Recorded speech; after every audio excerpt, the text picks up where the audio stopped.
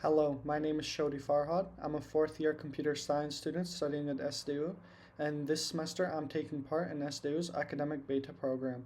I'm working as a teaching assistant to senior lecturer Jumaniyaz Mamad Nabiev, and I'm assisting him with his CSS 114 introductory Java course.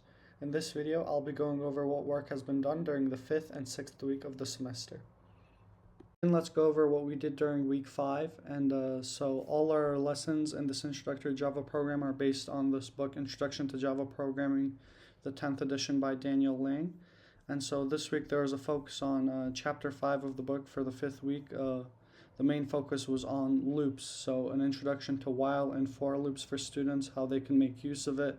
And then in the 6th week, actually, they would skip methods and instead students would be introduced to single dimensional arrays, the basics, how they can use it and how they can program it.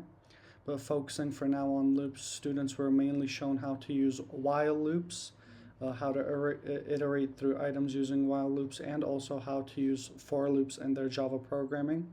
And as a teaching assistant, I was responsible for helping them grasp this topic and helping them get practice with it during their practice lessons. So during said practice lessons, students were given a list of 10 tasks here, and that's their 5th practice task, and they were assigned to solve all of these, and I was there to help them with this. So of course some students needed more assistance. They needed to have the topics explained to them again, and also explain how they could go about solving such problems, and that responsibility fell to me as a teaching assistant. Additionally, I also did help them outside of the classroom during office hours or during free periods when students who had more questions, they were able to reach out to me and we would meet up for extra lessons and tutoring. And all of these 10 tasks were actually completed during the 5th week, whereas in the 6th week the focus was on arrays. So students were taught how to create arrays in Java programming, how to make use of them, how to index arrays, and how to program them into Java. Additionally, for the 6th week, again, they were given a list of tasks they needed to complete, so every week it's 10 tasks. And during their practice lessons, I helped students solve these tasks. I explained to them how they need to go about solving these types of problems using arrays. Of course, I also checked their work, made sure they were doing it correctly.